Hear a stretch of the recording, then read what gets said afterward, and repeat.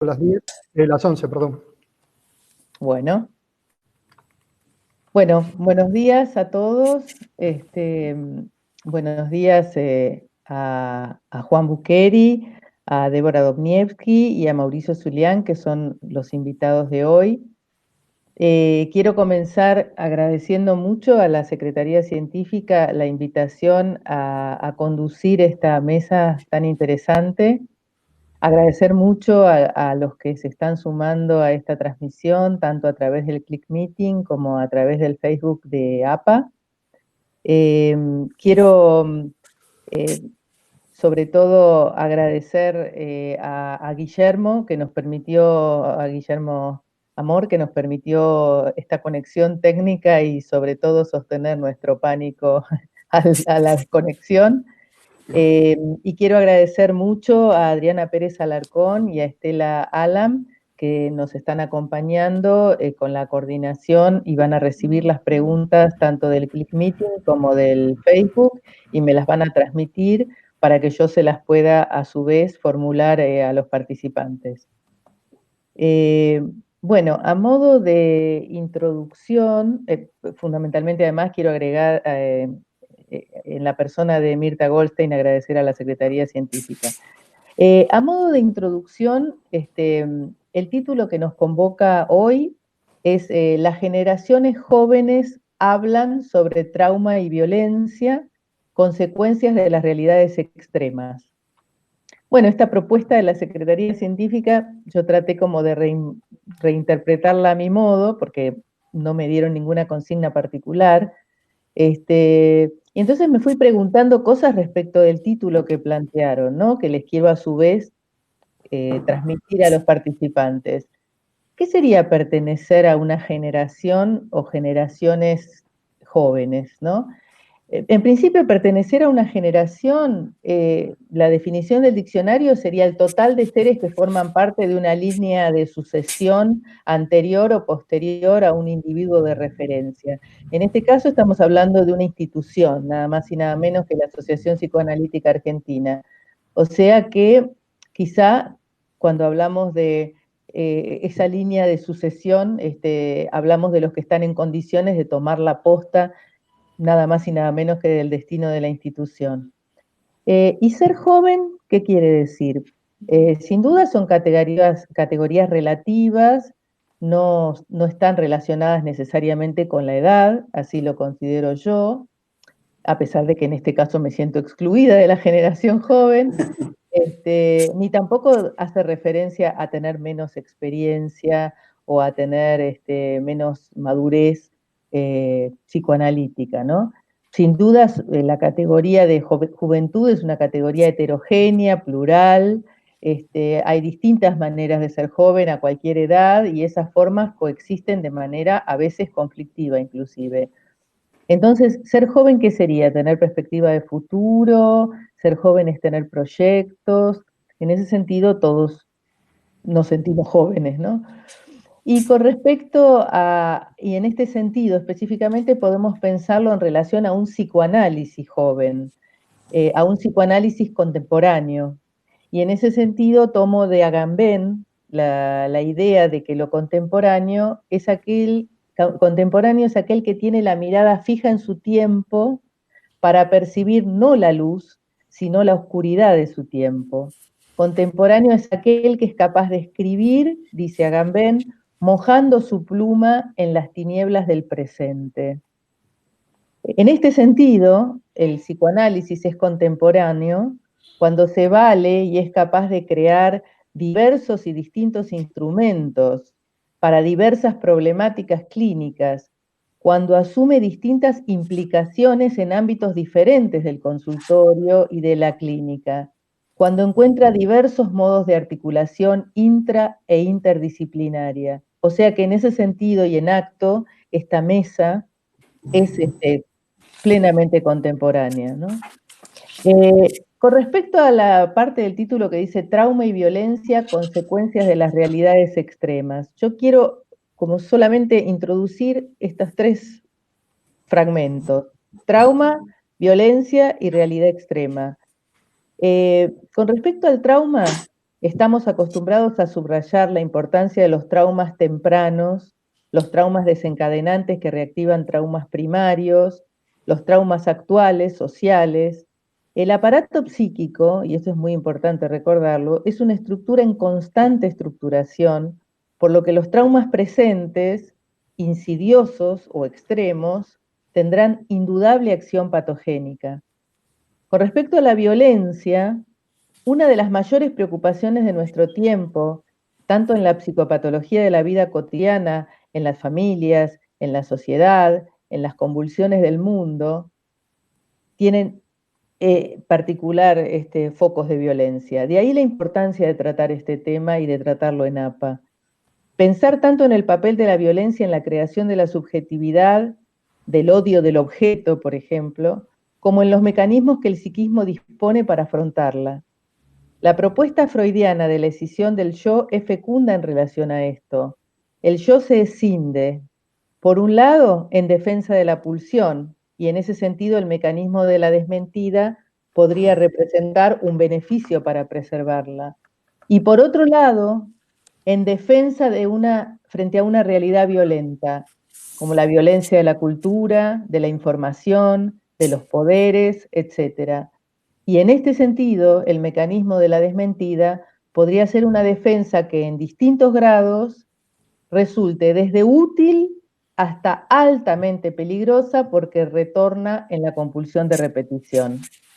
Y para finalizar, con respecto a las realidades extremas, ¿serían realidades que fuerzan a vivir simultáneamente los dos tiempos del trauma?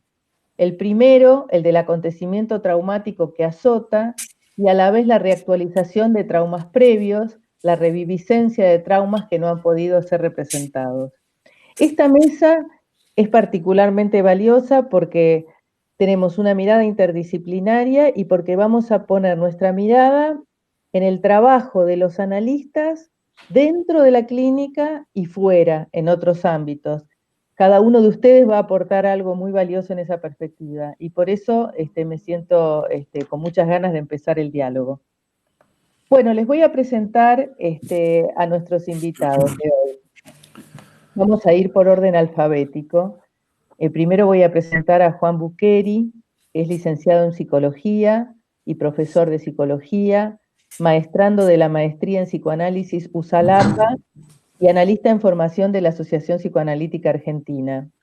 Se desempeña como docente de las materias Psicología Clínica con niños y adolescentes y Psicología Clínica con adultos, ambos de cuarto año de la carrera de Psicología de la Universidad de Morón. Es investigador y miembro del Comité de Calidad del Grupo Figueroa Paredes Salud. Se desempeña en el área de Psicología de la Dirección de Recursos Humanos del Servicio Penitenciario Federal y ejerce el trabajo clínico en su consultorio. Bueno, Juan, te doy la palabra. Bueno, hay un ruido, perdón, hay un ruido que no sé si es de algún micrófono abierto. Veremos. Bueno, muchas gracias, Ale. Buen día a todos. La verdad que en principio quiero agradecer a la comisión científica que me invitó. Me parece que una conversación que tuve con Mirta oportunamente en el medio de la situación del motín que fue de público conocimiento en la cárcel de Devoto, también terminó de traerme a este espacio a que les pueda comentar un poquito acerca de traumas y de violencia en realidades extremas. Antes que nada, y antes de adentrarme en el trabajo que les quiero contar que vengo realizando junto con otros colegas, quisiera, bueno, dos cosas. Primero, en relación a la juventud, bueno, podría decirse que la juventud es la única virtud que se pierde con los años también.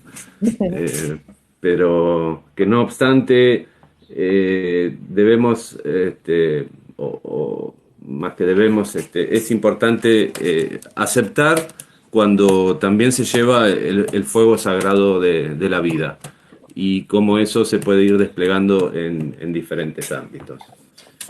específicamente con el trabajo que vengo realizando, tomé, cuando me convocaron a hacer este trabajo en el servicio penitenciario, tomé algunas ideas de André Green, eh, en sus ideas directrices, donde dice que el psicoanálisis hasta el año 1950, bueno, parecía ser una disciplina homogénea, cuyo objeto era la cura psicoanalítica en el sentido estricto. Pero desde hace algún tiempo nuestra disciplina se fue diversificando, adjuntándose diversas técnicas que permitieron el abordaje de distintos tipos de pacientes, niños, adolescentes, psicóticos, psicosomáticos, y a su vez la atención también se fue ampliando a otros ámbitos. Muchísimos de nosotros trabajamos en hospitales, en psiquiátricos, en el dispensario, como lo llama Green, y también en cárceles. Y en este sentido, Green hace una distinción que a mí me sirvió mucho, que tiene que ver con la diferencia, hace una división, tres divisiones, entre el trabajo del psicoanálisis, el trabajo del psicoanalista y el trabajo del psicoanalizado. Entiende que el trabajo del psicoanálisis es lo que comúnmente conocemos como el tratamiento, el trabajo del psicoanalista en su consultorio, el análisis, bueno, con la línea de la cura tipo y también con todas las variaciones técnicas, la psicoterapia analítica, etc. El trabajo del psicoanalista es lo que puede hacer un psicoanalista cuando es convocado a trabajar en una institución. En este punto, el psicoanalista no deja de tener criterios psicoanalíticos, pero, digamos, aportando sobre todo su saber hacer y su saber entender y su conocimiento en relación a el sujeto, las vicisitudes de la vida, cómo se conforma un aparato psíquico, etc. Y el trabajo del psicoanalizado es el trabajo de alguien que emprendió un análisis, no es psicoanalista, pero lo utiliza, digamos, utiliza lo adquirido en función de, o a favor de su trabajo. Hecha esta distinción, les quiero contar, ya adentrándome de lleno a mi trabajo en el servicio, lo que vengo desarrollando, pero entendiendo que es como una melange entre lo que sería, sobre todo, un trabajo de psicoanalista, pero uno no deja de tener intervenciones, no deja de tener participación desde el lugar de lo que implica un trabajo de psicoanálisis a partir del mantenimiento de cierto encuadre interno. En el ámbito penitenciario, en el ámbito de los penales, cualquiera de los penales que ustedes puedan imaginar, por diferentes características, el trauma y la violencia en realidades extremas tiene su escenario propicio. Es un espacio donde el riesgo es constante para la integridad psicofísica de todos los involucrados en el trabajo. Es un ámbito desgastante y exigente, corrosivo y contagioso, con múltiples frentes de potencial conflicto. La relación entre los internos, la relación entre el interno y el agente, las situaciones altamente disruptivas e impactantes que en lo cotidiano van aconteciendo dentro del ámbito penal. Piensen ustedes que cualquier muchacho o chica joven de 20, 23, 24, 25 años en sus quehaceres como celadores, se enfrentan rápidamente con situaciones como tener que bajar un colgado, ¿no? Un colgado en la jerga carcelaria sería un interno que se ahorcó. También tienen que reducir motines, tienen que reducir tomas de rehenes, se encuentran permanentemente con algo que tiene que ver con un riesgo mortífero constante. Vincularse con el interno también implica vincularse con toda la carga emotiva tanática del preso, vincularse con la posibilidad de la amenaza a través del contagio con sangre infectada, vincularse con situaciones como poder ser víctimas de un ataque, un puntazo al hígado, etcétera. Así que el motivo por el cual me convocan a hacer este trabajo era porque había habido durante mucho tiempo como un incremento de patologías o de manifestaciones sintomáticas y signos de parte de los agentes vinculados a las consecuencias de este trabajo constante que vienen realizando. Estas manifestaciones principalmente se vinculan con problemas para dormir, trastornos importantes del sueño, cansancio excesivo, abuso de todo tipo de sustancia, tabaco, alcohol, insatisfacción, irritabilidad, sentimientos de enojo, violencia, fatiga crónica, dolores de cabeza, problemas de sueño. Bueno, todo un gran bagaje sintomático que a mí me hizo pensar más que en lo que comúnmente se llama síndrome de burnout, me hizo pensar en las consecuencias psíquicas de este trabajo, digamos, en las consecuencias psíquicas de estar inmerso en situaciones donde el trauma y la violencia ganan terreno. Entonces me hizo pensar en todo el efecto de la desinvestidura, de la destructividad, del encuentro con lo siniestro, básicamente. Entonces, lo que me interesa transmitir es que a pesar de estas condiciones particularmente complejas con las cuales uno se enfrenta en el ámbito penitenciario, el psicoanálisis tiene mucho para aportar. En este sentido, lejos de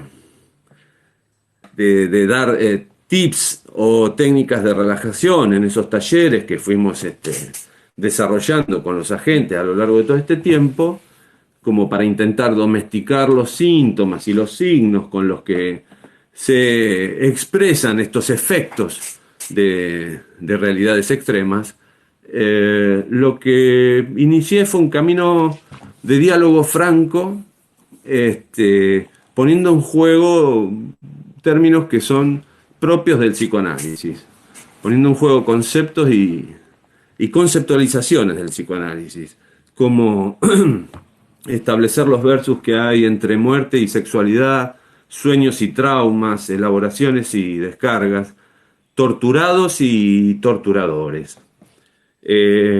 Intenté llevar a cabo este trabajo sin careta, sin caretajes, sin mojigatería y sin hipocresía, y pudimos empezar a armar un diálogo franco que nos permita construir historias, historizar un poco, tejer entramados psíquicos que ayuden a los agentes, en este caso, a elaborar toda esta situación sumamente traumática con la cual se enfrentan día a día. Para ello, me pareció muy importante marcar desde el inicio algunos valores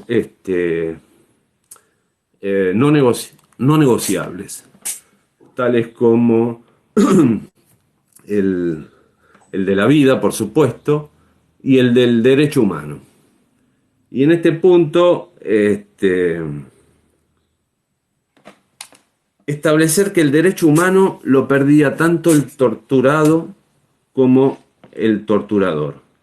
Hablar fuertemente de estas situaciones, intentar establecer que detrás de todo el trabajo y toda la función específica y los roles y las competencias que cada quien tiene en el desempeño de sus funciones, lo único que no se podía perder de vista es que hay personas, que somos personas. Entonces tratar de sensibilizar y humanizar a aquellos que por efectos de una convivencia constante con la destructividad, con el ambiente corrosivo, con zonas y hechos de lo siniestro, bueno, intentar de que eso se ponga en palabras, intentar de que emerja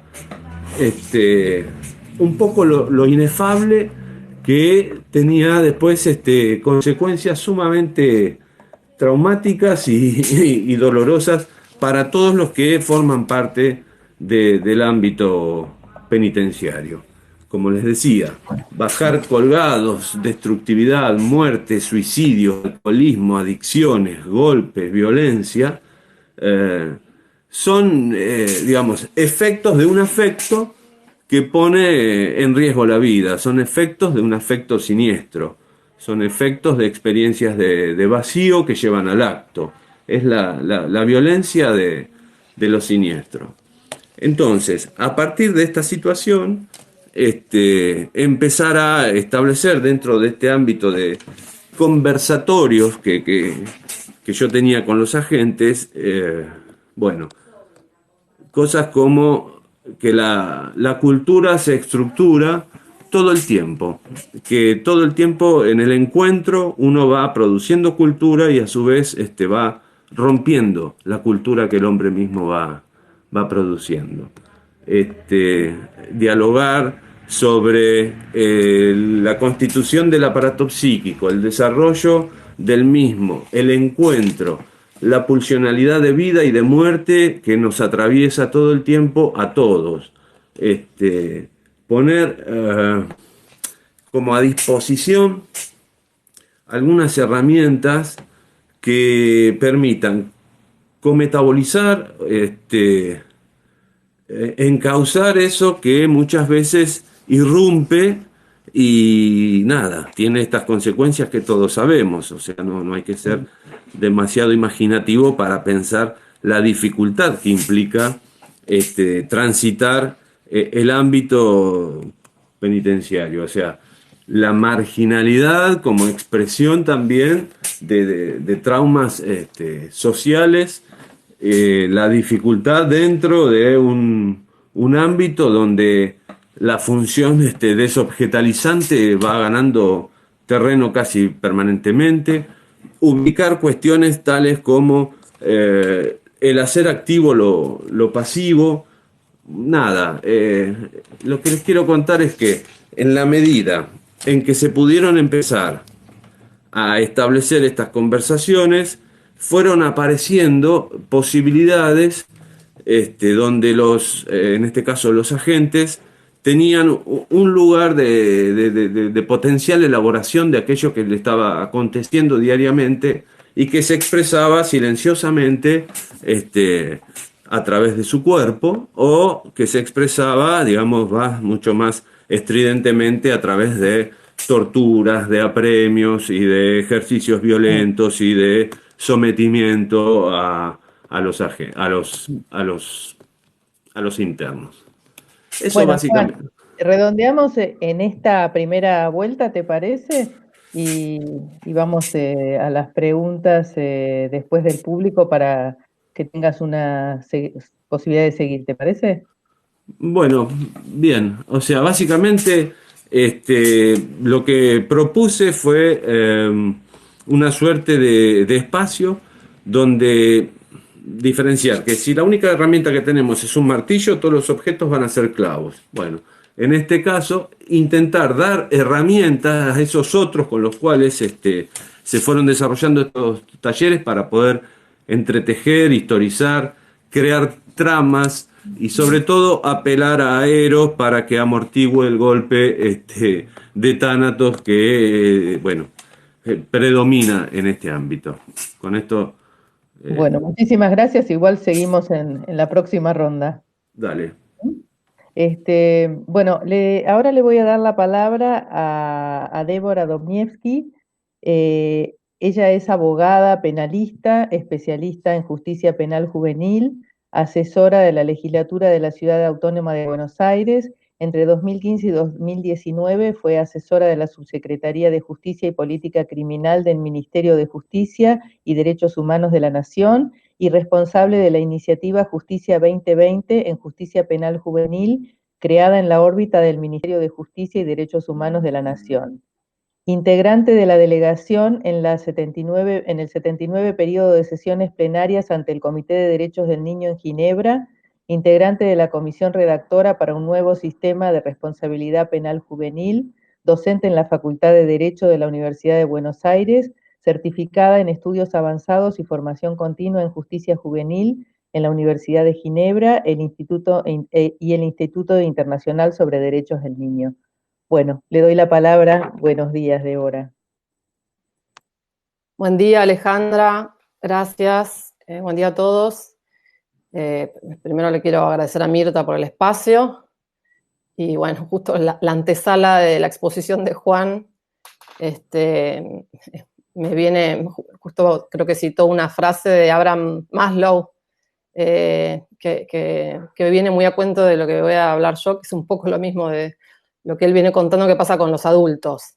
Digamos que yo voy a hablar del camino, la carrera delictiva de los adolescentes que llegan al Servicio Penitenciario Federal por la respuesta del Estado al delito adolescente. Digamos, ¿qué pasa cuando un adolescente comete un delito? O sea, para redondear la idea, podríamos decir que hay distintos tipos de respuestas, o hubo distintos tipos de respuestas a lo largo de la historia de la humanidad. O sea, la primera respuesta que se le dio al delito adolescente es retributiva, es decir, se le daba la misma respuesta que al delito cometido por un adulto. Hasta que, a fines del siglo XIX, principios del siglo XX, aparece lo que es el sistema tutelar, que viene a diferenciar al niño que delinque del adulto, y tiene toda una particularidad del sistema tutelar, que lamentablemente hoy, no en forma absoluta, pero sigue existiendo, que es que como se considera que el menor está en un estado de desprotección moral o material, hay que asistirlo, hay que protegerlo, y entonces cuando comete un delito, el juez es un juez todopoderoso que tiene la facultad de decidir qué es lo mejor para ese chico. Y para que se den una idea, hoy la Argentina, la ley que define qué se hace con un adolescente es un decreto de ley de la dictadura que sigue vigente, que dice que el juez puede disponer de ese menor de edad. Disponer puede significar desde generarle un plan socioeducativo hasta privarlo de su libertad. Y lo curioso es que como el discurso tutelar es que es para el bien, para proteger, la privación de la libertad no se llama privación de la libertad, sino se llama internación. ¿Sí? Hoy se escucha a muchos jueces que vienen todavía del sistema tutelar que siguen hablando de internación, y se crea lo que para los penalistas es el derecho penal de autor, que no importa tanto lo que ese chico hizo, sino la situación en la que se encuentra ese chico. Es decir, el contexto familiar o social va a terminar definiendo qué respuesta penal se va a dar a ese adolescente infractor. Esto es como lo que impera en el sistema tutelar, que es un sistema muy inquisitivo y que tiene la particularidad que pese a que discursivamente es para proteger a este menor de edad, se retasean las garantías mucho más que en un adulto. Es decir, cuando un adulto delinque no hay ninguna duda que tiene derecho a tener un abogado, que tiene derecho a apelar una sentencia que sea negativa para él. Sin embargo, en el sistema tutelar, como se generó un discurso, un palabrerío, un imperante que no está claro si está preso, en la boca de todos nosotros siguen hablando de reformatorios o institutos de menores, sino de cárceles de menores. Nos cuesta decir que está preso en una cárcel a un menor de edad, y la realidad, no para mí, sino para Naciones Unidas, una persona que no puede salir por su propia voluntad de un lugar está privada de su libertad. Y la otra particularidad es que se lo cosifica, es decir, se le quita la posibilidad de ser un sujeto de derecho con opinión, con expresión, con posibilidad de decisión, de acuerdo a la autonomía progresiva, que hoy hubo una reforma reciente en el Código Civil que empieza a hablar de esto, de cómo la autonomía progresiva en el chico tiene que permitir que en una causa judicial haya un espacio para darle voz a ese adolescente, sea que esté cometiendo un delito o sea que es víctima de un delito. Lo curioso de este sistema tutelar se ve, por ejemplo, con qué pasa con los inimputables, con los menores de edad, que es lo que más sale en los medios y lo único que parece importar en lo que tiene que ver con el delito infantil. Y es que una persona que tiene menos de 16 años es inimputable, tiene que ser sobreseída por el delito, lo que no significa que esa persona no siga sometida al proceso penal, porque justamente este decreto ley le habilita al juez que si considera que ese menor de edad haya cometido un homicidio o unas lesiones leves, esté en una situación de desamparo moral o material, puede disponer de ese chico y llevarlo a un instituto de menores. Yo he recorrido varias provincias del país y esta situación, si bien existe en mucho menor medida que hace 10 años, todavía existe. Yo estuve en Córdoba el año pasado y había un pabellón de menores de 16 años privados de la libertad. Ahora bien, el otro modelo, o sea, está el sistema retributivo, el sistema tutelar, y el nuevo modelo imperante desde lo normativo por toda la comunidad internacional, plagado de normas al exceso, es el sistema de la protección integral, y ahora se está empezando a hablar del sistema restaurativo. Ahora, el sistema de la protección integral aparece con la Convención de los Derechos del Niño, que fue la convención más aceptada por todos los países del mundo, salvo por Estados Unidos, que tuvo, digamos, no es que los derechos de los niños no estaban garantizados por las normas que surgieron después de la Segunda Guerra Mundial, pero hizo falta hacer una normativa específica para reforzar la necesidad de garantizar los derechos de los chicos en distintos aspectos. Yo estoy hablando de lo que la Convención de los Derechos del Niño establece respecto del adolescente que comete un delito. Y la particularidad de la Convención, que ya tiene 30 años y seguimos hablando de ella como si fuera una novedad que nos cuesta entender que es obligatoria para la Argentina, porque la Argentina la incorporó a la Constitución, por lo cual no solo los jueces, sino todos los argentinos estamos obligados a hacerla respetar, es que se pregona que la prisión sea la última respuesta por el menor tiempo posible, que se trate de dar una respuesta que le dé una función constructiva en la sociedad a ese chico adolescente y que se trate de buscar la desjudicialización del conflicto, buscar métodos alternativos para resolver las consecuencias dañinas de ese delito, atendiendo siempre a las necesidades particulares que tiene un adolescente o un niño, que son distintas a las de los adultos. Sin embargo, por este sistema que tenemos, mixto, inquisitivo, hoy en día la pena que se le puede poner a un adolescente es la misma que a un adulto, y de hecho Argentina fue condenada internacionalmente por haber aplicado penas perpetuas a menores de edad. O sea que todavía sigue siendo un tema de mucha actualidad. Ahora,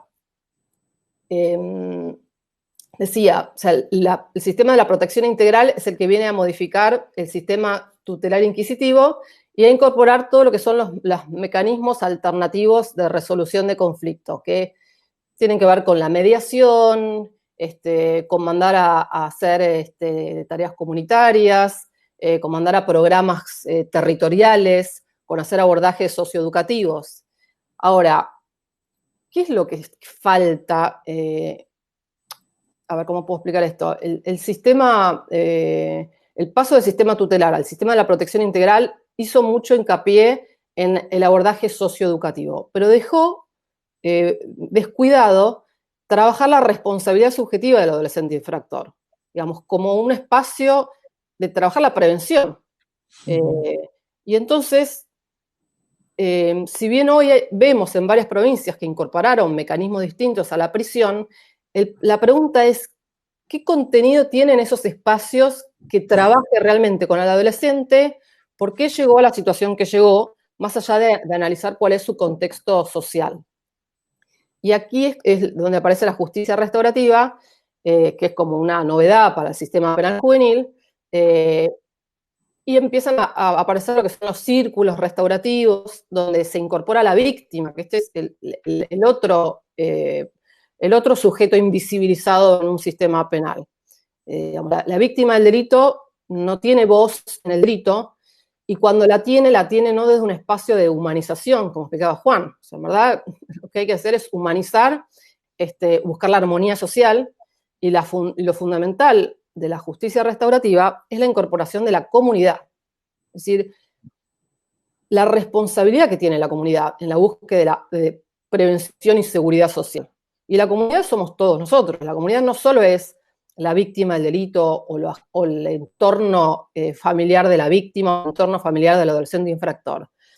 Puede ser el director de la escuela, el profesor, el cura del barrio, o incluso se está usando mucho la figura de víctimas subrogadas, que es decir, porque no hay la posibilidad de que la víctima, porque nos falta toda una cultura de enseñarle a la víctima a apropiarse del conflicto, y entonces no hay voluntad ni búsqueda de víctimas para que sean parte de esa resolución, es que se trabaja muy artesanalmente con figuras que hacen de víctimas subrogadas para poder permitirle al adolescente infractor tener un espacio empático, de poder conectarse con el dolor ajeno, de reflexionar con un espacio que no existe. Es decir, hoy en un proceso penal juvenil, no solo la víctima no es escuchada, sino que no hay espacio para que el adolescente pueda escuchar a la víctima, saber lo que hizo, o que la víctima pueda conectarse con la realidad del adolescente infractor. O sea, espacios,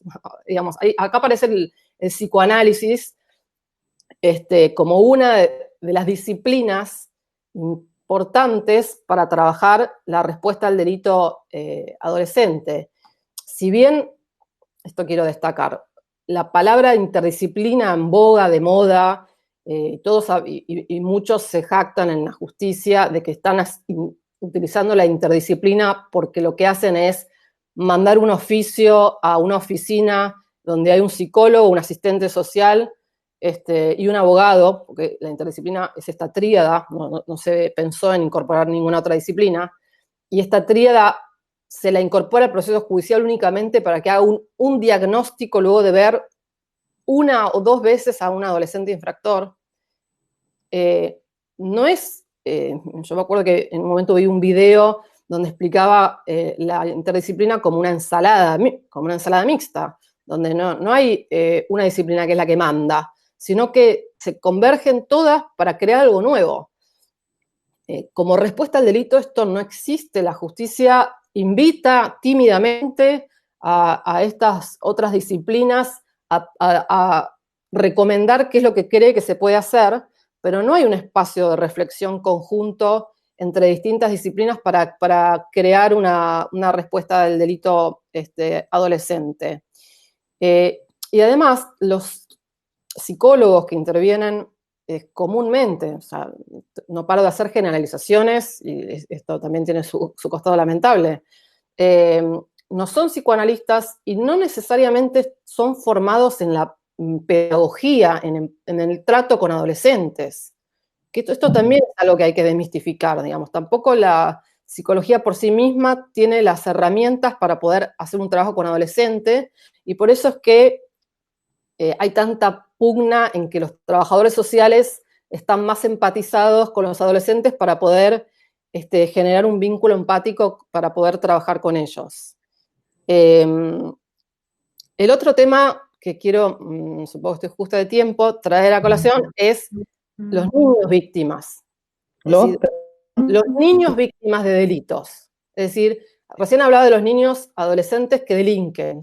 Si están invisibilizados los que delinquen, los niños víctimas de delitos están mucho más invisibilizados como respuesta al delito. Hay una gran problemática de revictimización, que quiere decir que un adolescente víctima o un niño víctima de delito es citado a la comisaría, al juzgado, a la defensoría, a la asesoría, al consejo del menor, al juez de instrucción, al tribunal oral, a un sinnúmero de instituciones, que son las distintas instituciones que intervienen en un mismo proceso, a contar lo que hizo. Y no solo tiene que contar lo que hizo varias veces, sino que tiene que contarlo frente a profesionales que no están capacitados en cómo es el modo de tomar una entrevista a un niño que acaba de vivir una situación de violencia extrema, como son sobre todo los delitos sexuales. Y el otro gran problema de los procesos penales con niños víctimas es la salud mental. Es decir, ¿qué relación hay entre la investigación que lleva a cabo un juez o un fiscal con dar una respuesta a la salud mental de ese chico? Es decir, si el espacio judicial es el único espacio en el cual se devela, se hace un abordaje a ese niño, no solo para investigar y juzgar a los responsables, sino para cuidar a ese adolescente víctima, que hay una desconexión muy grande entre la figura judicial y dar una respuesta a la salud mental, dar una respuesta de tratamiento, obligar a las instituciones a que ese chico pueda tener un espacio donde tratar la situación de violencia vivida. Hay una desconexión asombrosa en ese sentido. Entonces, un niño puede estar durante mucho tiempo sometido a un proceso penal donde se devela el delito que lo afectó, sin que inicialmente nadie de todas las instituciones que intervinieron se haya ocupado de organizar y articular interdisciplinariamente un espacio, y no varios, que atienda la salud mental de ese adolescente fracaso. Y bueno, muchísimas gracias. Sí. Una sola frase que la digo, digamos, es curioso cómo hablamos tanto de los niños sin los niños. Al menos judicialmente, siempre estamos los adultos hablando de lo que hay que hacer con los niños y nos cuesta crear espacios donde los podemos escuchar a ellos. Bueno, qué bueno. La verdad me da pena interrumpirlos, porque está muy interesante. Pero bueno, le voy a dar la palabra ahora a Mauricio y después tratamos de retomar en el diálogo. Bueno, Mauricio Zulián es... ¿Me escuchan? Hay un ruido, ¿no? Mauricio Zulián es psicoanalista, miembro titular de la Asociación Psicoanalítica Argentina, profesor en educación superior con especialización en derechos humanos, docente universitario en diversas instancias de posgrado y en nivel terciario en las cátedras de educación sexual integral y políticas educativas y subjetividad, maestrando en patrimonio artístico y cultural sudamericano, Departamento de Arte de UBA, Filosofía y Letras, y doctorando en psicología a Pausal. Bueno, le doy la palabra a Mauricio. Bueno, ¿me escuchan? ¿Me escuchan bien? Bueno, en principio gracias a la Secretaría Científica, Mirta, Adriana, que se comunicó conmigo para invitarme. Voy a leer para tratar de decir un montón de cosas en poco tiempo, así que bueno, espero no aburrirlos, pero como Juan y Débora estuvieron amables, por ahí pueden sostener la escucha.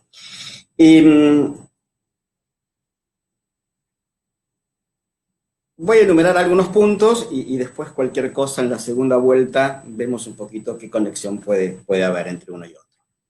Lo joven o viejo, punto 1. Hipótesis. Lo viejo intenta el sostenimiento de lo instituido. Lo joven su renovación para instituirse en la siguiente vejez. Los analistas no tenemos que ubicarnos como viejos ni acomodarnos en la juventud revolucionaria para poder pensar qué trauma constitutivo del sujeto y cuál lo destituye. Freud, acompañado por un viejo paradigma social que era el avance de las ciencias y su moral, nos teoriza el psicoanálisis. Hoy es época de paradigmas nuevos, como el de los derechos humanos y su ética. 2. La violencia en psicoanálisis. La constitución del sujeto se sostiene en momentos que consideraré violentos. Son el encuentro con el discurso, la emergencia de las pulsiones sexuales cuando desborda la capacidad del yo de bajar la tensión y la resignificación de la visión de los genitales femeninos bajo la amenaza de castración. Momentos del trauma. Momentos violentos que producen un sujeto en el primer extremo de la realidad psíquica que se comienza a hilar a partir de un fundamento de violencia. ¿Determina esto la violencia como inherente a la especie? En el primer tiempo del trauma, la observación del genital femenino como mito de la representación de la falta no actúa como traumática, sino hasta el momento de la amenaza de castración. Es una amenaza violenta. ¿Generamos teorías violentas por nacer de la violencia o solo teorizamos ese origen? Si la amenaza de castración es un fantasma violento, ¿lo justificamos en aras del camino al buen neurótico? ¿Podría ser que la amenaza sea, como metáfora, un producto cultural? Podemos pensar también una violencia más cercana a los vasallajes del yo, donde podríamos pensar que lo violento no es la pulsión, sino la forma en la que el yo resiste el vasallaje de las exigencias de sus aliados, ello y superyo. Estas defensas nos abren a la idea de expósito, de inmunitas, donde todo externo es enemigo potencial. HIV, decía él, COVID-19 podríamos decir nosotros. En realidad, solo formas en las que el yo proyecte en el otro a los otros la culpa de su fragilidad. Violencia e instituciones. En tiempos de la ley del patronato, la violencia era pensada como maldad o patología, y el niño violento era expulsado de un colegio para terminar en una institución. No de enseñanza, sino de castigo. El violento no era capaz de aprender. Algunos dirán, ya no somos niños. Otros dirán, es que hay cosas que no pasan por el aprendizaje. Tal vez sí por el psicoanálisis. A partir de Foucault, y cada vez más, se piensa la violencia como consecuencia de un sistema de poder que encierra al sujeto hasta su explotación violenta. Hay la violencia de género como resultado del sujeto ante un sistema de poder. Tenemos entonces una violencia pulsional surgida en el origen mismo de la especie y una violencia gestada en la transmisión de la cultura. Si no podemos pensar un sujeto sin ese origen traumático, tal vez sí podamos ubicar una relación diferente con las exigencias que el yo debe afrontar con la cultura que lo violenta, como el caso de las realidades extremas. La violencia en Google. Si googleamos violencia, encontramos una serie de ítems sobre violencia de género. Podemos leer el feminicidio como el resultado de un sujeto explotado que se convierte en asesino. ¿Bajo qué dominación? Entre el yo en su realidad psíquica y el yo ideal, ¿qué poder podemos ubicar? Sabemos que la falta se tapona con el objeto mujer degradado, y ante su posible pérdida, la vivencia es como la de ser soltado por el otro con mayúscula. Momento potable para el pasaje al acto. Pero también puede ser violencia como consecuencia de haber pasado por las luchas fraternas, el asesinato del padre, la agresividad generada por un imaginario que falla siempre en su función. Pero estos modos son de generación espontánea de lo psíquico o surgen de un entramado social, discurso otro, cada cultura tiene su otro. Si buscamos violence en inglés, lo que encontramos es violencia por el uso de armas. Alto porcentaje por las armas de los policías. Y descubrimos que el 40% de los casos de violencia de género en Norteamérica son realizados por policías. Sumamos latinos y afroamericanos, otras formas de degradación de objeto. 5. La violencia en Margarit Duras. Leo algunos párrafos de escritos varios de ella. La lepra y todo su cortejo detrás, el hambre, se volvió todo un decorado.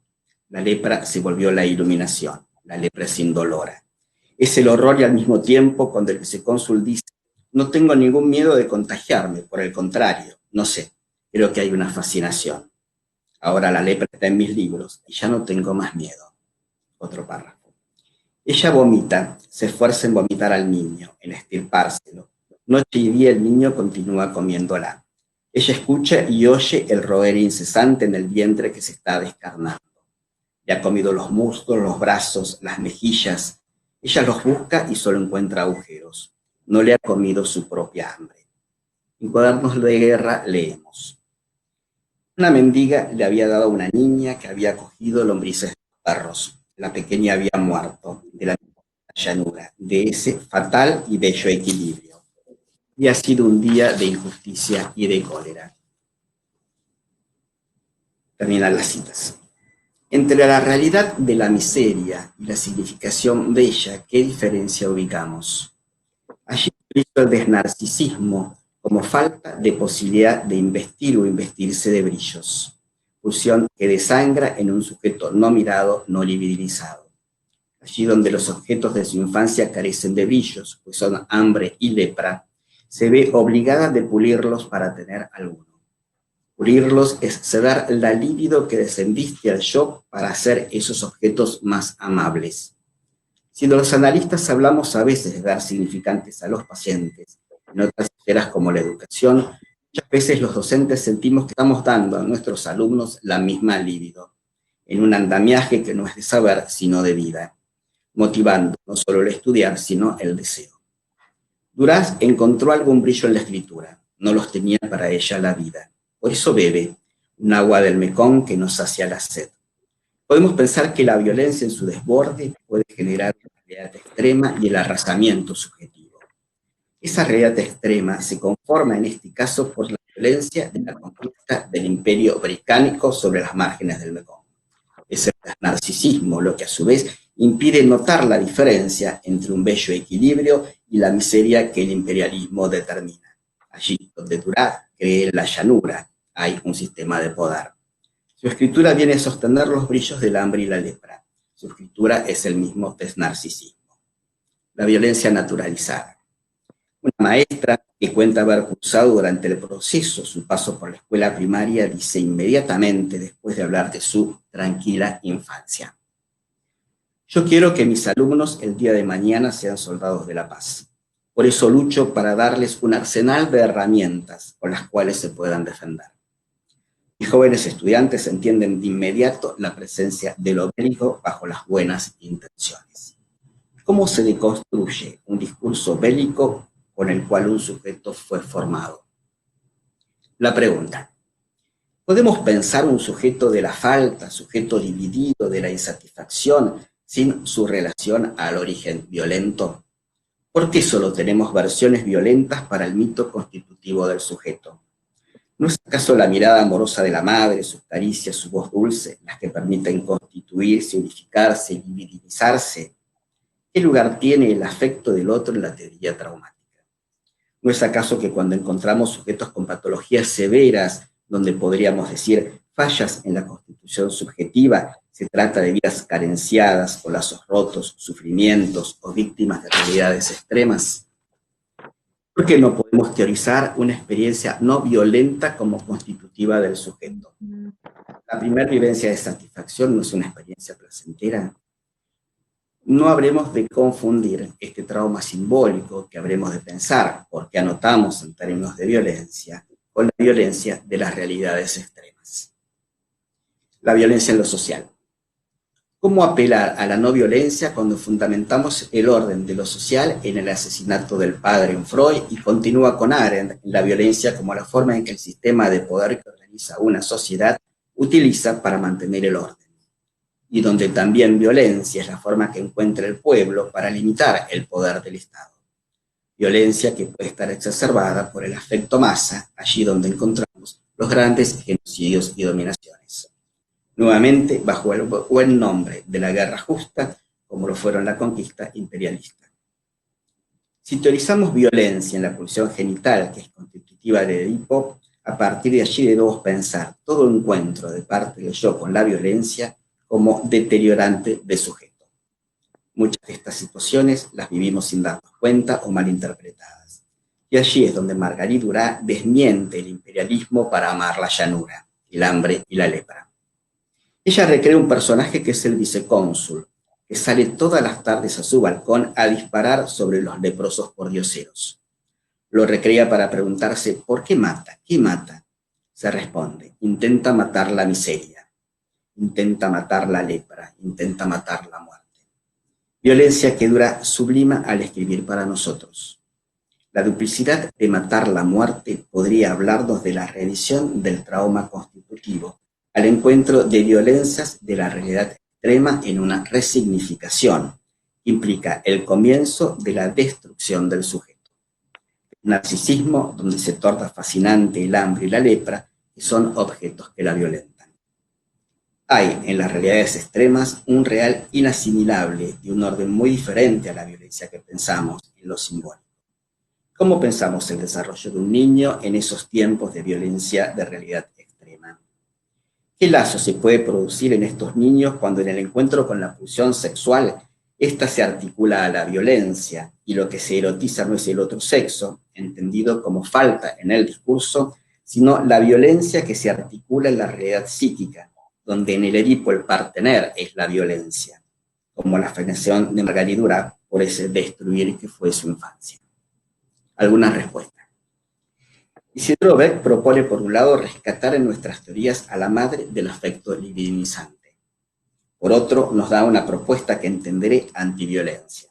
Propuesta que, a mi entender, se lee elevar al semejante a categoría de prójimo. Parafraseo a Lacan. Sublimar es elevar el objeto a la dignidad de la cosa. Donde objeto es un semblante que propone regodearse no de muerte y lepra, sino de brillos fálicos. Dura apenas si lo logra entre una escritura y el desnarcisismo, entre una escritura y un trago de almejón que ya es alcohol. Es una solución complicada o falsa si ponemos un prójimo nombre y apellido. Beck no lo aclara, que sería la salida por el lado del amor. Es la solución que intentó Duras con la niña, complicada solución, porque ese objeto, si se pierde, desemboca en injusticia y cólera, feminicidio, violencia.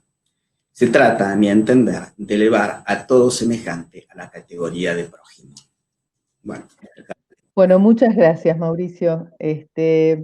Bueno, yo ahora les propongo, yo les voy a hacer algunas preguntas que me surgieron a mí junto con las preguntas del público. Así después en la próxima ronda directamente responden a las preguntas y no los vuelvo a interrumpir, salvo que surjan nuevas preguntas. ¿Les parece? Empezando por Juan. Cuando Juan dice, esta es una pregunta mía, ¿no? A mí me dejó pensando cuando Juan habla del trabajo del psicoanalista, porque estaba claro que el trabajo del psicoanalista implica a la mente del analista, ¿no? Y dada la rudeza del trabajo que Juan desempeña, yo me pregunto, ¿no? ¿De qué manera se implica la mente del analista en estas realidades que transitan propios fantasmas, me imagino, acerca de tanto del impacto de la violencia como de los propios impulsos sádicos, si se quiere, ¿no? También hay algo del carcelero que cada uno lleva adentro, ¿no? Entre otras cosas, de los que en nuestro psiquismo forman las resistencias, los diques. Y él utilizó dos palabras que a mí me resultaron interesantes para pensar en la mente del analista. Él dijo que es corrosivo y contagioso, pero no solamente pienso entre internos y agentes, sino por ahí para el analista también podría resultar corrosivo y contagioso. Y la segunda pregunta que le quería hacer a Juan es con respecto a lo que podríamos llamar lo abyecto, ¿no? Ese lugar como de poca valoración social o de repudio social que tiene el lugar del agente penitenciario, vulgarmente dicho el carcelero, digamos, y cómo se tramita también esa poca, ese espacio como de lo vil, que parece, en el que parece ubicarse al agente penitenciario, ¿no? Porque sabemos que, bueno, Guillotín le prestó muchos servicios al Estado, pero nadie quería decir que contrató al verdugo, ¿no? Así que, bueno, ese sería un aspecto que quería preguntarle a Juan. Primero les formulo mis preguntas y después paso a las del público. Con respecto a Débora, que me resultó muy interesante lo que trajo, hay muchas cosas que quisiera retomar, pero para particularizar en una y no abusar del tiempo, ella mencionó algo muy importante que es la responsabilidad subjetiva, como colaborar de algún modo, y ahí hizo el hincapié en la disciplina, interdisciplina vera, digamos, ¿no? Para poder contribuir a algo de esa responsabilidad subjetiva. Nosotros los psicoanalistas solemos pensar que en los infractores hubo un sujeto que hizo activamente algo sufrido pasivamente, ¿no? Y cuando pensamos en los niños víctimas, ¿cuál será ese trabajo de poner palabras al niño para que no termine transformándose también en un victimario? O sea, hay una tarea que me parece que es una misión muy delicada, ¿no? Y con respecto a Mauricio, yo acuerdo con esto de el semejante puede adquirir la categoría de prójimo, pero me quedé pensando en lo que él decía, citando a Durá, de la fascinación del contagio, ¿no? Porque también hay una cierta fascinación del lugar de víctima. Es como para pensar, también cuando abordamos el trabajo sobre la violencia, que no abordamos que el goce que hay en el lugar de víctima, ¿no? Es mucho más fácil enunciarse desde ese lugar. Y la segunda cosa que quería preguntarle era un poco más sobre su concepto de desnarcisismo, si habría diferencias con el narcisismo negativo, o el narcisismo de muerte que inicia Green, y bueno, eso sería como un poco más, más parte de su concepto. Con respecto a las preguntas que me están pasando muy gentilmente Adriana y Estela, Eduardo Drukarov pregunta para Juan, ¿cuál es el riesgo de invitar al diálogo franco en situaciones de poder en juego? A Débora, el concepto de justicia restaurativa, ¿se piensa desde un espacio interdisciplinario? Eduardo Drukarov vuelve a preguntar, ¿la víctima subrogada participa de un role-playing o manifestaciones psicodramáticas? Sara Arbitzer para Juan. ¿Expresarse sobre la expresión domesticar los síntomas? En el saber como... Se te está escuchando mal, Ale. ¿Me escuchan ahora?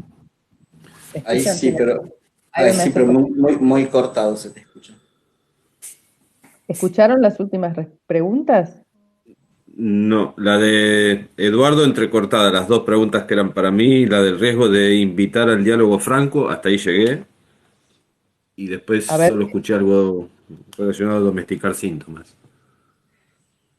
Bueno, esperen que retomo entonces. Eduardo, la primera pregunta era, ¿cuál es el riesgo de invitar al diálogo franco en situaciones donde hay cuestiones de poder en juego? Ah, perfecto. Bueno, para Débora, no sé si había escuchado la pregunta, ¿el concepto de justicia restaurativa se piensa desde un espacio interdisciplinario? La segunda pregunta de Eduardo era, ¿la víctima subrogada participa de un role-playing o escenificaciones psicodramáticas? Sara Arbitzer para Juan, ¿podría explayarse sobre la expresión domesticar los síntomas? Eva Rottenberg, ¿se pensó en el psicoanálisis multifamiliar como propuesta terapéutica para integrar a los jóvenes en el sistema social grupal? ¿Me están escuchando? Sí, Sí, sí. ahora sí. Néstor Barbón, ¿la metodología implementada para el manejo de la violencia no genera muchas veces un redoblamiento de la violencia? Raúl Massino, existe una verdadera lucha entre la vida y la muerte que posiblemente no permite un espacio psíquico tranquilo de elaboración de lo subjetivo. Me planteo la distancia que existe entre las necesidades del adolescente esperable y el adolescente infractor. Estimo que son diferentes. No es un poco larga esta participación. La violencia puede ser considerada como una forma brutal de necesidad del encuentro con el otro, de ser reconocido por el otro. Dulce Betancourt, ¿cómo explican las identificaciones del adolescente en el aumento de actos delictivos por ellos? O sea, el lugar de la identificación en el delito. Gabriela Polo, interesante, el adolescente infractor, que a la vez muy frecuentemente es una víctima del sistema familiar. Por el otro lado, cuando el otro, la víctima, es también un adolescente que está atravesando por una situación disruptiva, me parece que es relevante pensar en la atención mental de ambos y por supuesto en la prevención, ya que la violencia es una puesta en acto de algo que no se puede tramitar. Silvia Soriano para Juan. Me gustaría que desarrolles tus ideas en el vínculo con aquellos encargados de cuidar en la cárcel. María Laura Trota. Creo que la violencia hoy hay que articularla con eso oscuro que Agamben propone como contemporáneo. Hay que pensar desde la interdisciplina como modo de una respuesta. Desde el psicoanálisis podemos decir, ¿me escuchan? Sí. ¿Sí? Desde el psicoanálisis podemos decir que es por el efecto de la caída del otro degradado, pero como dice Débora, hay que pensar intervenciones posibles y esas serán desde la interdisciplina. Sonia Discant, el trauma y la violencia hoy como causa de traumas tempranos en la infancia. La falta de la ley del padre presentificada y replicada hoy. Agustina Fernández, muy bueno el desarrollo de Mauricio en relación a la violencia y su articulación en la constitución subjetiva. Bueno, esas son unas cuantas preguntas. Vamos a ver cuánto tiempo nos queda para darles alguna respuesta. ¿Quién querría empezar? ¿Voy yo? Dale. Bueno, de las dos preguntas que vos planteabas, Ale, voy a arrancar por la segunda en relación a lo abyecto y al repudio social y lo vil que está siempre relacionado con el celador, el guardacárcel. Acá hay una cosa interesante para pensar. En principio, el espacio penitenciario no deja de ser un Estado adentro del Estado. Y es una réplica exacerbada de lo que pasa en la sociedad. Por supuesto que tiene sus matices y sus características específicas y sobre todo el quantum, la cantidad que va generando condiciones sumamente problemáticas. Desde el punto de vista social, el repudio que tiene el guardacárcel es el mismo repudio que tiene el delincuente. Permanentemente lo que se oye son muy pocas voces que piensan en el cuidado de los hombres, tanto de los que trabajan como aquellos que están privados de su libertad, y es de lo único que, por disposición del Ministerio de Justicia, deberían estar privados de la libertad. Pero en este ámbito, el guardacárcel pasa a ser alguien que, digamos, no tiene ningún estatuto, y por eso lo vil, el repudio y todo esto que vos planteás es cierto.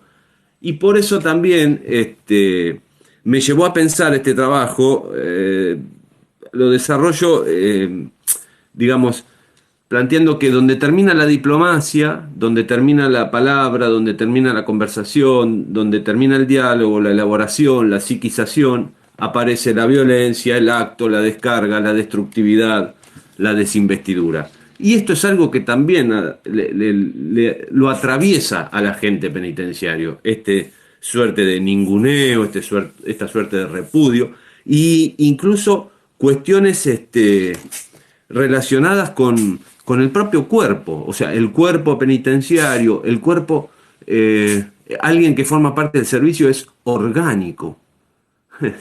Entonces empiezan a silenciar una cantidad de cosas vinculadas a lo orgánico, al cuerpo, porque aquel que quiere plantearlo, aquel que quiere expresarlo o intenta elaborarlo, quedaría también atrapado en un lugar de flojito. Ese sería, digamos, el término con el cual se los ubica. Entonces, el cuerpo se transforma en una división blindada, de la cual no se puede dar ningún tipo de señal de dolor. Por lo tanto, constantemente se agacha la cabeza, se pone el pecho, le sacan un ojo, le revuelven las tripas, les cortan las piernas, le rompen el traste, etcétera, etcétera, porque ese cuerpo no tiene ningún valor. Entonces, ahí empieza uno de los puntos importantes que incluso tiene determinantes y consecuencias en la vida social que estamos atravesando. O sea, en este país, el mundo entero, pero nosotros en particular venimos hace tiempo ya atravesados por situaciones donde cada cosa es imposible de lograr, porque hay como una inmediatez, una necesidad de que lo ya se presentifique, que aparezca, bueno, la inflación, tantas cuestiones, inflaciones diagnósticas, imposibilidad de proyectos, etcétera, que están dando vueltas alrededor de nuestra vida, que va generando, digamos, dentro del ámbito carcelario en particular, dificultades que tienen que ver con esto, con lo corrosivo y lo contagioso. Y ahora voy para responder lo segundo. Por supuesto que es un ámbito donde si uno no lo piensa, donde si uno no se pone a pensar en cuanto a las características de la humanidad, puede caer rápidamente en en una situación de contagio y de pérdida de capacidad de pensamiento del propio analista. O sea, queda atrapado en ese punto. Otra pregunta que me había hecho Eduardo tiene que ver con cuál es el riesgo de invitar al diálogo franco en un sistema de poder en juego. Bueno, es parte del trabajo que yo creo que,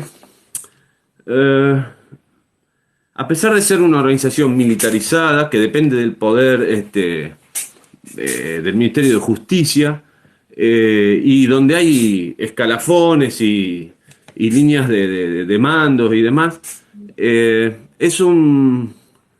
El problema del ámbito penitenciario es un problema de sentimientos, es un problema de afectos, es un problema de pulsiones, no es un problema de leyes. O sea, leyes hay de todo tipo, normativas de todas características, nacionales, internacionales, en pro y a favor de los derechos humanos, pero que, por ejemplo, cuando se pierden de vista los sentimientos, los afectos, cuando se empiezan a acallar esas situaciones sumamente traumatizantes que se atraviesa día a día, ahí aparece, digamos, el problema. Y en este sentido, invitar al diálogo franco, en un primer momento implicó, por supuesto, establecer un vínculo de confianza. Y ese vínculo de confianza se da a tal punto que yo puedo estar aquí hablando con ustedes tranquilamente, sin romper ningún tipo de código y sin haber hecho ninguna transgresión. Porque lo que hicimos a lo largo de todo este tiempo fue empezar a dar cuenta de lo que estaba pasando y no, y ahora contesto la otra pregunta, intentar domesticar los síntomas, acallarlos y no promover técnicas de relajación que evite seguir, o sea, que evite sentir lo que este trabajo implica. O sea, por eso digo que en este sentido el trabajo de psicoanalista me permitió de alguna manera transferir un saber entender y un saber hacer vinculado a las relaciones humanas, a las producciones de cultura, al producto del encuentro que se da en cada momento entre uno y otro, entre interno y celador, pero sobre todo tratar de que no nos olvidemos de que somos personas y que detrás de cada... Perdóname, Juan, te voy a interrumpir porque nos quedan 20 minutos y hay muchas preguntas y así contestan los otros algo y después volvemos, si te parece, si nos queda tiempo. Ok, ¿Vale? dale. Además, tengo muchas más preguntas que me fueron llegando en este ratito. Okay. ¿Débora? Sí. Una sola cosa. Me parece interesante lo que trae Juan, traspolado a lo que yo traigo de justicia restaurativa, es decir, como los agentes también como víctimas. El mundo jurídico no sale del discurso de para modificar esa realidad lo que hay que hacer es capacitar. No, por supuesto que hay que hacerlo, pero antes de que capacitar hay que traer un espacio de reflexión de lo que les pasa a quienes también son víctimas de una situación. Y esto es algo que se carece bastante como respuesta judicial.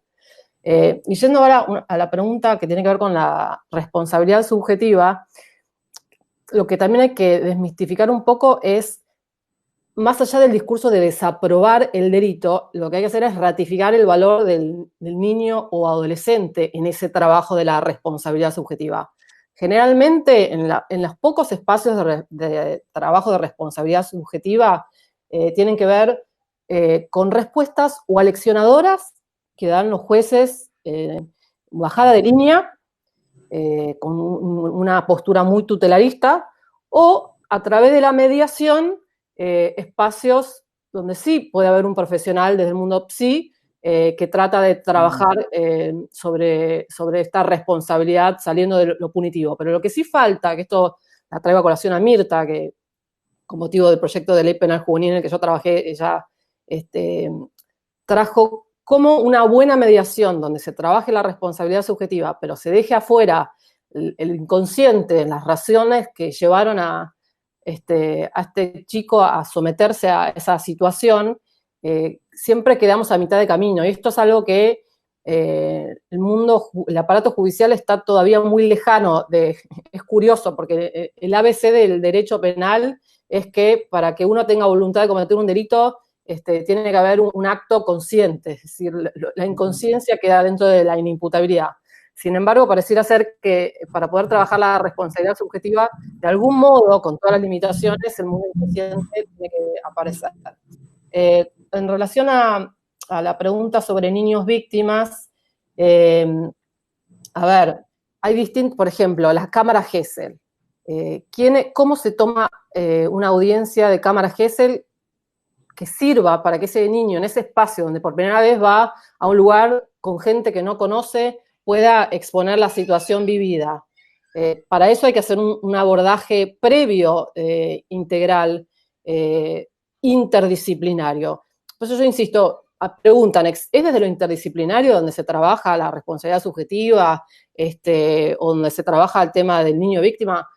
Discursivamente sí, se habla de que son espacios interdisciplinarios. Yo creo que todavía están a mitad de camino, porque estos abordajes todavía no existen. Lo que sí existe es un psicólogo, donde ya hoy se entendió que un fiscal no tiene las herramientas para poder escuchar y hacer hablar a un niño víctima. Y además, el tema también del estigma al niño víctima. O sea, la justicia restaurativa también permite al niño víctima o al adulto víctima salir de la revictimización permanente que lo trae el proceso judicial. Es curioso, por ejemplo, los delitos sexuales, hay como un consenso generalizado de que no sean pasibles de medidas alternativas. Por supuesto que hay situaciones que son muy complejas, pero cuando hay delitos sexuales, intrafamiliares y demás, lo que está claro es que la respuesta ahí es punitiva. Me parece que entiendo por qué es así, porque la idea es avanzar primero con los delitos más leves, el trabajo interdisciplinario o alternativo. Sin embargo, insisto, se termina estigmatizando a la víctima en muchos supuestos por no realizar ese abordaje. Hay un psicoanalista que es Carlos Besula, que trabaja muy bien la figura de la víctima subrogada desde un abordaje que es bastante interdisciplinario, pero es muy artesanal las respuestas que funcionan realmente a nivel interdisciplinario. ¿Qué más? Me preguntaron. El tema de la salud mental de niños víctimas y adolescentes infractores es fundamental. Por eso yo entiendo que los espacios restaurativos, sean como sean, y con la figura del psicoanalista no como unidireccionado, sino teniendo en cuenta que la educación y la integración social también tienen que ser los otros motores que trabajen en esos espacios interdisciplinarios. Bueno, muchísimas gracias, Débora. Mauricio. Bueno, a ver, un montón de cosas, ¿no?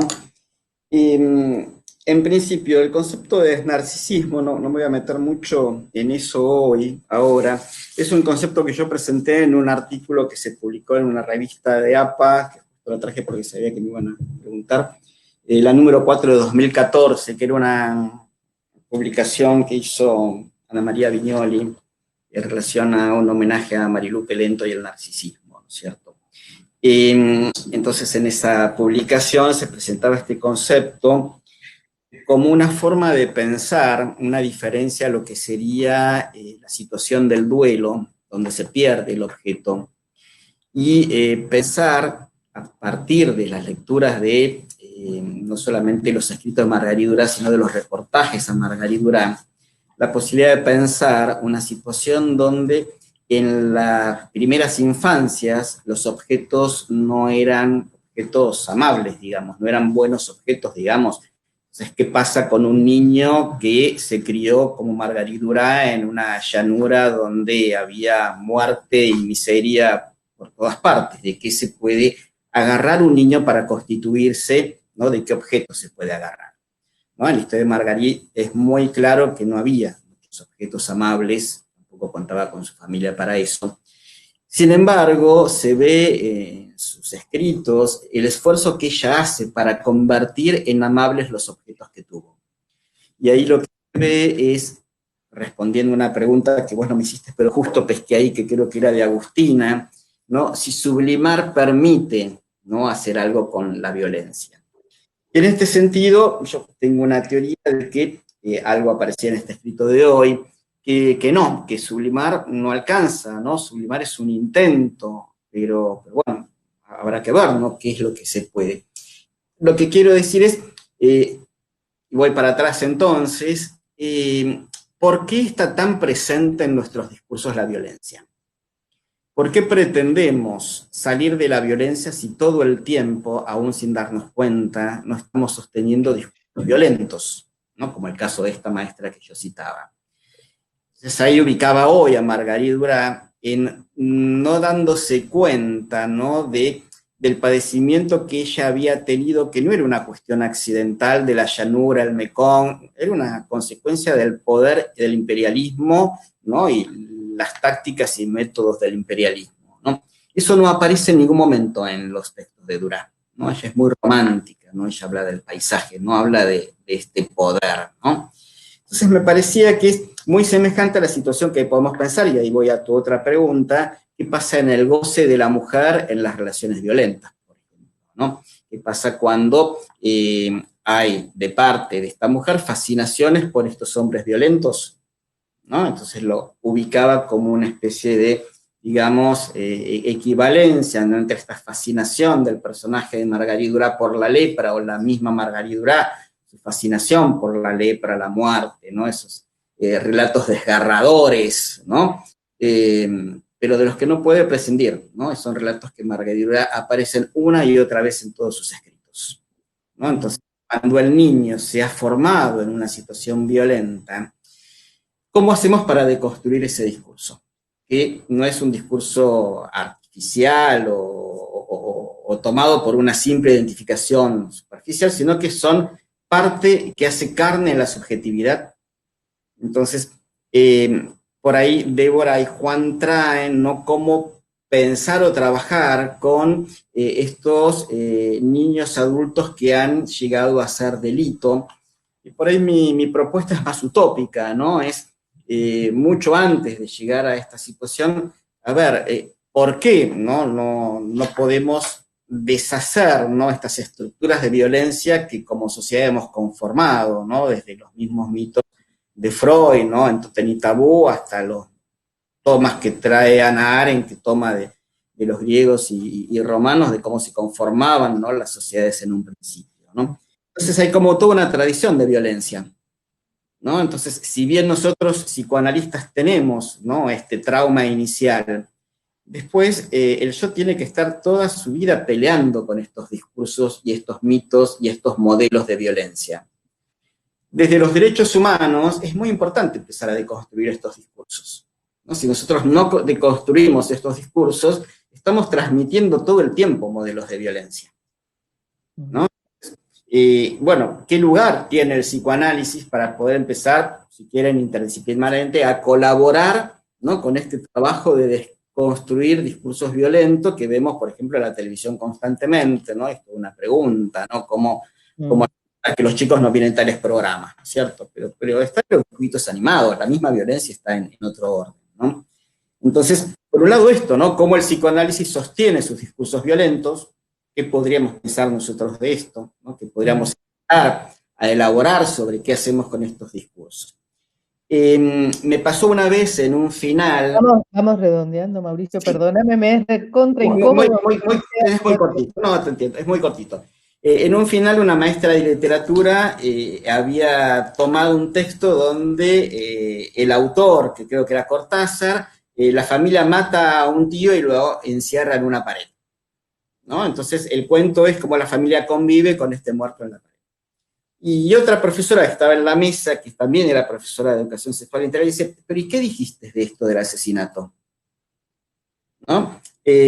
En esta profesora de literatura no estaba inscrito, ¿no?, en su hacer docente, habilitar algo en relación a esta violencia, ¿no? Había toda una relación en relación a cómo este cuento mantenía ciertas características de literatura, pero no incluía, bueno, ahí se cometió un delito que quedó impune, ¿no?, que hace de literatura en relación a este otro discurso. Y lo que vemos es que no se hace nada, ¿no? Entonces, un poco lo que intentaba era plantear un poco de esto. Bueno, los psicoanalistas, ¿qué hacemos con estos discursos que nos pasan inadvertidos, que tenemos incluso dentro de nuestras mismas teorías? Bueno, cómo empezar a revisar todo esto, porque el efecto que tiene esto después en los niños es este que vemos en Margalí Durán, ¿no? Idealizar o hacer brillar, ¿no?, estos objetos que son deteriorantes de lo subjetivo. Vos preguntabas en su principio si la pandemia era la violencia. Una cosita más. Yo diría, la pandemia es justamente no cuidar la constitución subjetiva. Nada más. Perfecto. Miren, les voy a leer algunas preguntas más para que después cuando las respondan hagan un cierre. O sea, respondiendo estas preguntas, vamos ya a ir cerrando.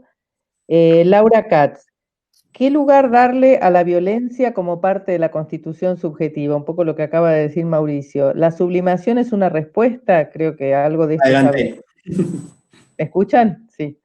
Mirta Goldstein dice, no se nace ni se es víctima, alguien está siendo victimizado, por lo cual se puede salir de esa situación, no así el victimario. ¿Qué piensan? Cristina Salas dice que Juan muestra la importancia de la formación psicoanalítica en situaciones extremas. Abel Feinstein dice, el psicoanálisis contemporáneo va ligado al abordaje interdisciplinario. La mesa lo ejemplifica. Pensemos nuestras instituciones, debates, publicaciones y la formación psicoanalítica con este criterio. Yo creo que estas preguntas, comentarios nos dejan bien para poder dar una respuesta de cierre de acuerdo a lo que ustedes consideren. ¿Cómo empezás, Juan? Bueno, muy bien. Sí, creo que el psicoanálisis contemporáneo está ligado a lo interdisciplinario. Débora habló bastante de eso también. Me parece que es importante no contagiarnos, sino caer en lo corrosivo, porque si no, más que interdisciplinario o transdisciplinario, sería un trabajo indisciplinario. Y eso generaría muchos más problemas que beneficios.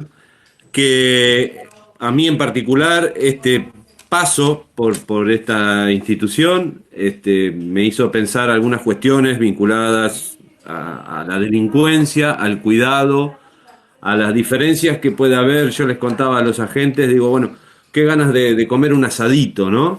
Entonces, bueno, y se iban enganchando, decían que sí, le digo, bueno, miren, piensen eso que ahora no podemos hacer como la represión de un deseo que nos gustaría. Ahora, cuando estamos atrapados en las privaciones de las necesidades, quizás empiezan a ser otros emergentes con los cuales se manifiesta.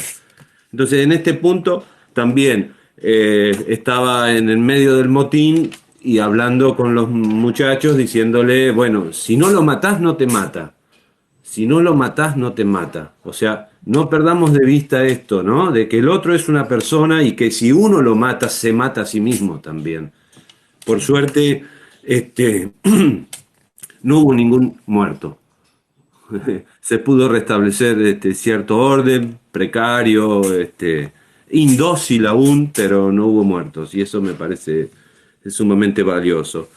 Y por último, quería compartir una frasecita de Thomas Mann, que me parece que es pertinente al trabajo que vengo realizando junto, aclaro, con otros colegas que no son de APA, pero que están muy comprometidos con el psicoanálisis, que dice así: el saber psicoanalítico es algo que transforma el mundo.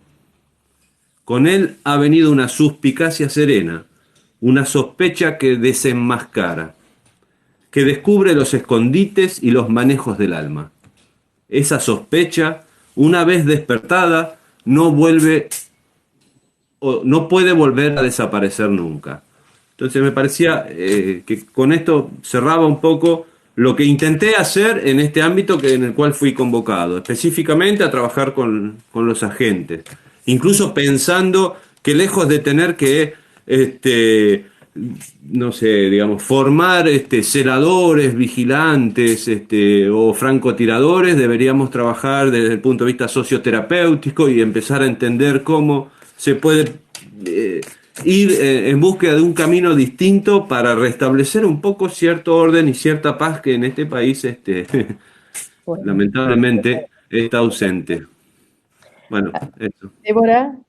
Sí, bueno, a propósito de si no matás, no te matan, y la pregunta de Mirta, en relación a los adolescentes infractores, me parece que es importante entender que el abordaje tiene que ser transversal, digamos, porque el chico no solo tiene una respuesta punitiva como una pena, sino es desde el momento de la aprehensión policial, las esposas, los espacios físicos a donde comparece a escuchar o ser escuchado, digamos, todo esto tiene que tener una modificación para dejar de vivir la secuela procesal punitiva que creen que es la respuesta correcta que tienen que vivir como consecuencia del hecho que cometieron. Me parece importante que todo esto nos tendría que ayudar interdisciplinariamente a trabajar en protocolos de actuación. Y creo que ustedes tienen mucho que decir. Los protocolos de actuación es un material como con Cristo. Los abogados somos muy limitados en algunos aspectos y necesitamos manuales para saber cómo actuar de modo diferente en cada caso, más allá de las capacitaciones a operadores judiciales sobre los temas que estamos hablando. Y para cerrar, el tema de la comunidad. Cuando hablamos de la comunidad, me parece que esto que estamos hablando ahora, de alguna manera hay que sacarlo hacia afuera para que empiece a poder verse el compromiso de la comunidad en la respuesta al delito. Y dejar de ver cada disciplina como el ombligo, porque a todos nos cuesta salir desde ese lugar. Me parece que hay que hacer un trabajo muy grande con eso, y me parece un tema central trabajar con los medios de comunicación, todo lo que estamos hablando, para que no queden en mesas institucionales internas. Bueno, muchas gracias, Débora. A ustedes. Mauricio. Hay muchas preguntas por la interdisciplina, veo, y bueno, justamente yo estoy colaborando en una cátedra con Jorge Canteros de interdisciplina en una carrera de especialización de niños, y trabajamos mucho con qué podemos pensar a diferencia de transdisciplina, ¿no? Multidisciplina e interdisciplina. ¿No? Me parece que Débora traía algo de esto cuando decía algo parecido a, bueno, no se trata de sumar que porque intervino un juzgado ya tenemos ahí una interdisciplina. Interdisciplina implica un diálogo, y implica un diálogo para llegar, como decía ella, a un objeto nuevo, común, pero al psicoanálisis le es muy difícil hablar por sus discursos con otras disciplinas. ¿No? Me parece que ahí los psicoanalistas tenemos que hacer un esfuerzo que no está acabado, ¿no? De poder armar discursos donde se nos entienda, ¿no? El famoso ejemplo, ¿no? Es, bueno, ¿quién no tuvo que hacer alguna vez un informe para un juez? Y si lo hacemos en términos de cómo trabajamos, el juez no entiende absolutamente nada, ¿no? Entonces hay no solamente una práctica al juez de enseñarle algo de lo que hacemos, sino a nosotros de cómo hablar en su idioma, ¿no? Entonces me parece que ahí tenemos que hacer una pulseada donde todos ponemos y perdemos algo de nuestra parte. Me parece que es un tema fundamental, ¿no es cierto? En relación al trabajo que yo traía, ¿no? Me parece que es interesante notar que si la madre de Margarita no pudo cumplir bien sus funciones, ¿no? Tuvo un hijo pseudocriminal con el cual estaba fascinada, un hijo que murió en la guerra muy joven, ¿no? Pero bueno, la madre de Margarita quedó viuda muy prontamente, hizo un negocio, le estafaron, el Estado no hizo absolutamente nada. Entonces, vuelvo a esto, ¿no es cierto? Necesitamos que nuestros lleguen, ¿no? A estas esferas del poder, digamos, entre comillas, y bueno, me parece que ahí el psicoanálisis también tiene una tarea pendiente. Bueno, muchísimas gracias. A mí me parece que esta mesa da muestra de que el psicoanálisis hace tiempo que se ocupa de estas cuestiones, que se está ocupando en el presente y que tiene el férreo compromiso de ocuparse en el futuro, y que ustedes, que son también el futuro, nos van a ayudar a eso. Les agradezco a ustedes, los participantes, vuelvo a agradecerle a la Secretaría Científica esta oportunidad de dialogar sobre esto. Le agradezco a la cantidad de gente que está en el Facebook y en el Click Meeting. Le agradezco fundamentalmente a Adriana Pérez Alarcón y a Estela Alam, que me acercaron las preguntas, porque hubiera sido imposible. Yo les aclaro que no veo nada lo que dice ahí. Y por otro lado, le agradezco muchísimo a Guillermo, que nos ayudó para sostener esta transmisión. Bueno, no sé si se estila aplaudir, pero sepan que los estoy aplaudiendo. Buenos días. Muchas gracias a todos también. Muchas gracias, muchas gracias.